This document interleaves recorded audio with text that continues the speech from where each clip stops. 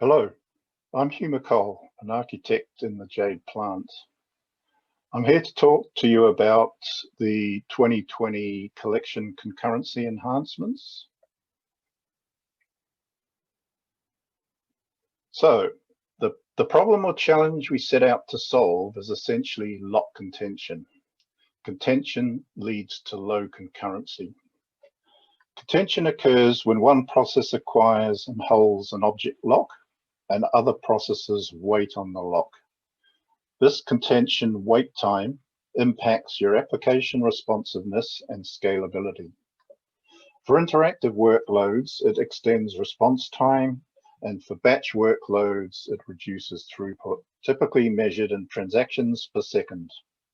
As you're no doubt aware, the most heavily contended objects in a JADE application tend to be frequently accessed collections. Collection contention is a logical bottleneck. You can mitigate it to some extent with faster hardware, but contended locks will always result in a point of contention that cannot be eliminated entirely. What we want to do is reduce the wait time to as small a time as possible. The goal of the feature is to make it easier for developers to write code that maintains persistent collections either directly or as a side effect of inverse maintenance in a manner that minimizes contention and avoids deadlocks. Early in the planning stages of this feature, we created a JADE 423, to explain or outline the basic idea and goals of the feature. We received a lot of good questions and feedback that we took into account when designing and implementing the feature. Now, let's begin, I guess, with a bit of a refresher on collection locking. This might be useful in order to provide some context for what follows.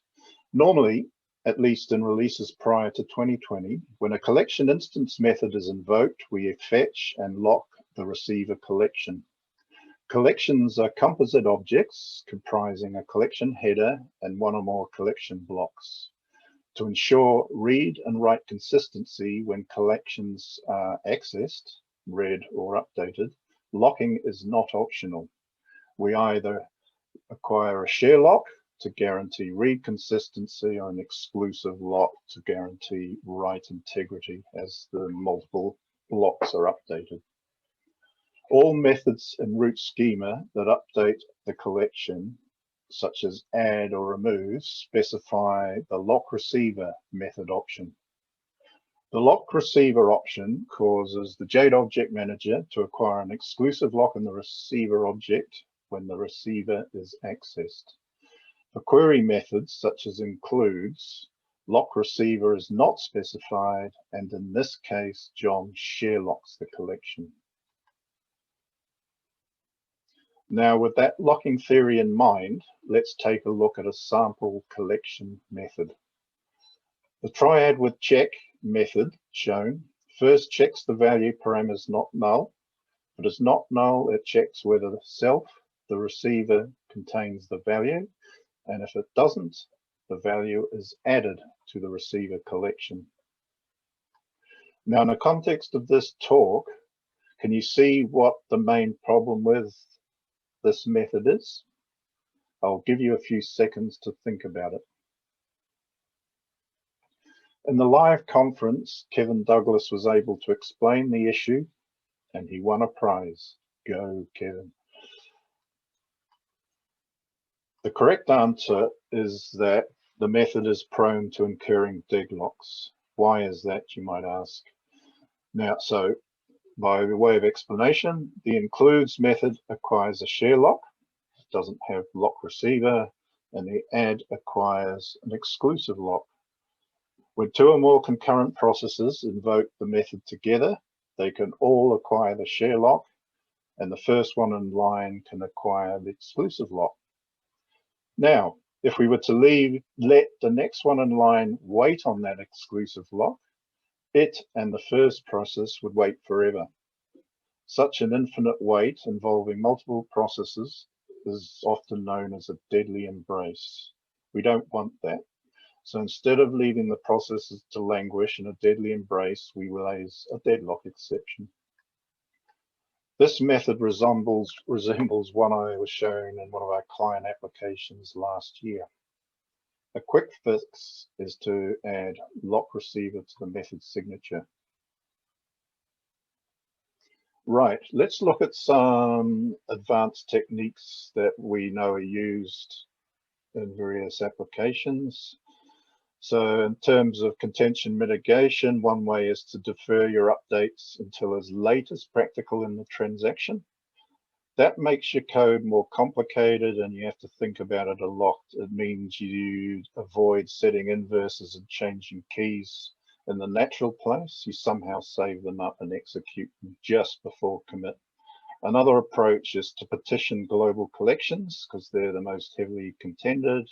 So you break them up or petition them, and then you need to use something like a merged iterator to get a unified view across when iterating across the petitions. Another advanced technique is to don't do your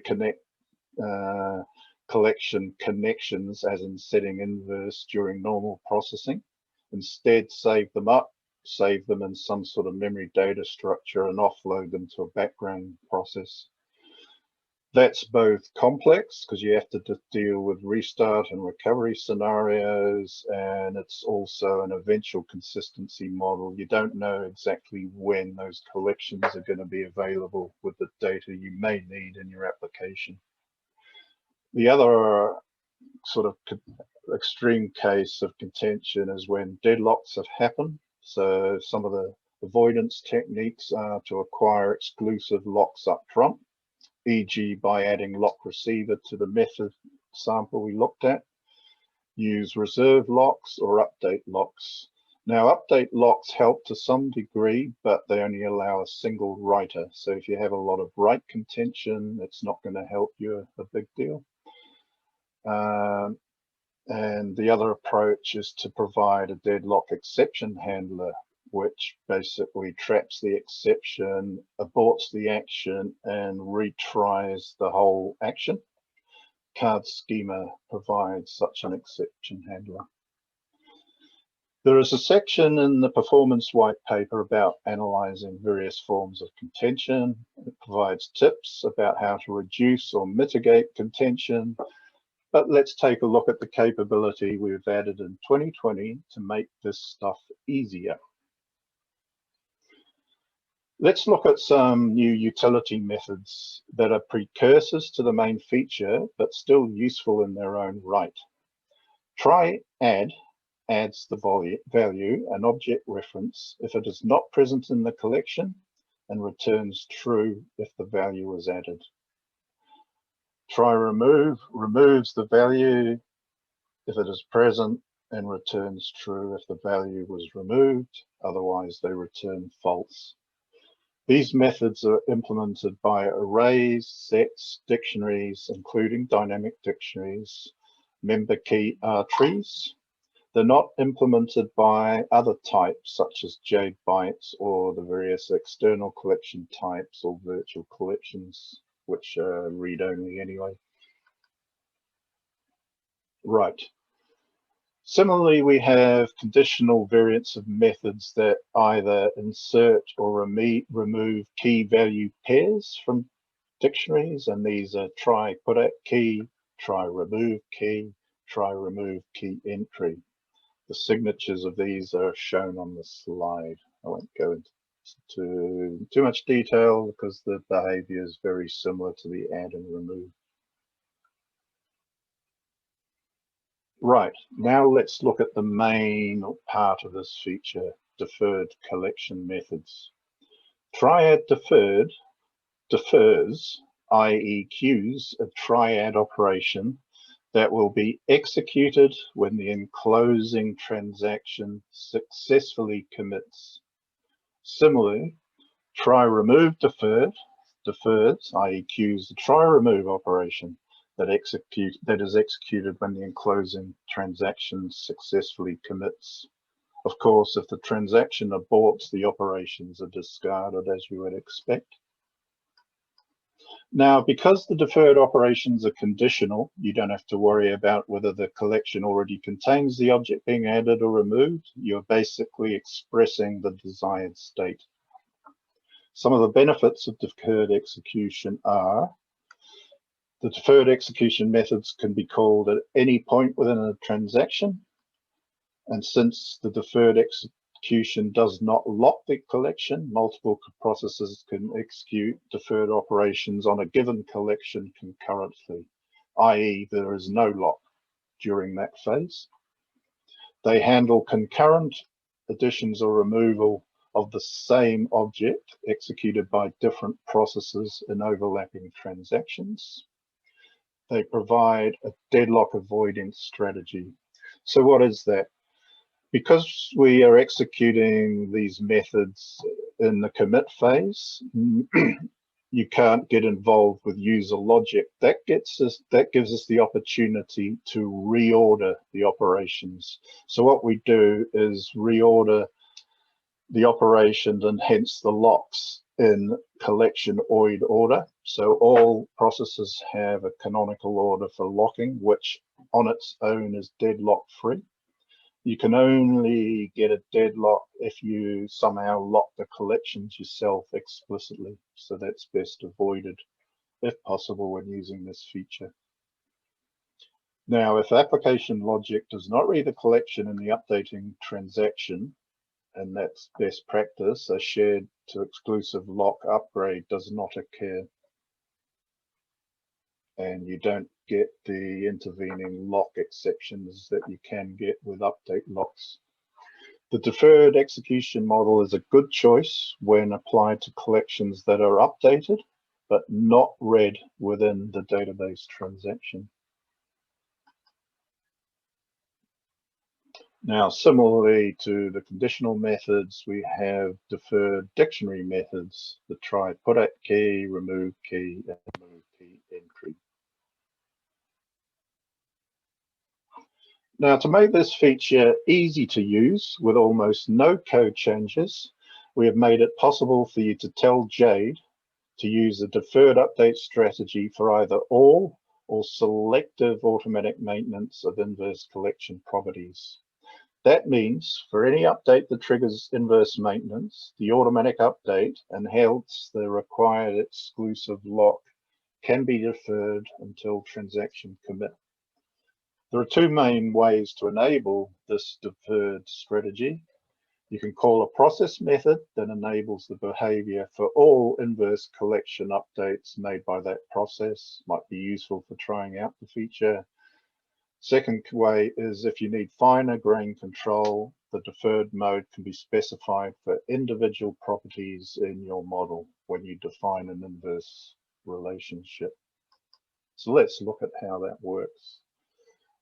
This slide shows the 2020 inverse definition dialog, displaying the definition of a one-to-many relationship for the Erewhon sample app. The deferred execution checkbox is enabled for automatic and man auto references. In this example, the all retail sales collection has update mode automatic, and the deferred execution checkbox is both enabled and checked. With this definition, when the application logic assigns a value to the my client reference, a deferred add to the all retail sales will be queued and the collection will not be locked.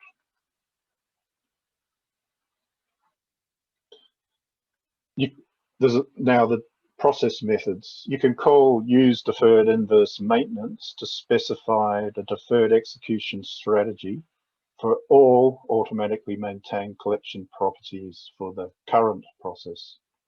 This overrides the schema-defined execution strategy specified on individual properties. One use case for this might be to kick the tires on the feature to evaluate its effectiveness before going to a finer grain per property definition in your model. The override inverse maintenance kind, the inverse of that, it can be used to override the schema-defined execution strategy for each property, basically turning it off. You might want to use this in a single threaded bulk data load scenario, for example, to avoid any overhead, which, by the way, our measurements show are negligible, but we never know what might happen in the real world, so we've provided a get out of jail card for you. That's all good in theory, but what can you expect in terms of performance improvement? Let's take a quick look. Back in 2020, John Porter, our performance specialist, conducted some benchmark testing of the deferred execution functionality. Benchmarks were run over a sizable database using collections with between 1 and 2 million entries, varying the number of concurrent users and transaction workloads. Early results were quite promising, showing a 4 times improvement. However, this was with many concurrent users creating very high contention. We decided to wind back the number of users to just 5. And that was done to better represent many of our clients' systems. We don't have many very high systems with large number of users, so this is more representative. Now, this slide shows the benchmark scenario, an interactive and a batch workload. The 10 millisecond periods of time of work is a pure CPO load to simulate doing other processing.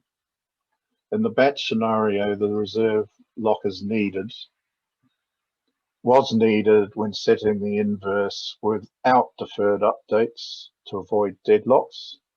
We were able to remove that when using deferred updates because one of the design features was exactly that, to avoid deadlocks, and the benchmark proved that it was effective. The performance characteristics are virtually the same whether you're using manual execution of try add deferred, try remove versus using inverse maintenance to drive it. Let's look at some of the results. The first row shows that with 5 concurrent users, we achieved a 44% reduction in elapsed time using the deferred execution strategy. The next row shows with the collection read access removed, thereby removing the read-write contention, the non-deferred case benefits, and we see a reduced improvement, but deferred execution still benefits because we can execute the updates concurrently. And that's better than you would get with update locks. When the 10 millisecond work between collection update and the commit is removed, we see only 0.7% improvement. That's the third row. This represents cases where you've already worked very hard at delaying collection updates to right before commit. And here the improvement with deferred execution is marginal. You may still want to consider using deferred mode going forward, since it would allow you to write code that triggers inverse maintenance in a more natural order without jumping through hoops and to reorder it, and with little concern for the performance impact. The next row is the control case with just 1 user and shows the overhead of the feature with no contention is around 0.6%. That was within the margin of variation between test runs. The batch scenarios show a larger improvement, and that's mainly because with deferred execution, we're able to remove the ZERD locks, and that was without incurring deadlocks. You can find further details about the benchmark and the results in the slide notes. So thank you for your time and patience in watching this, and please get back to us with any questions and feedback in one of the forums or directly if you like.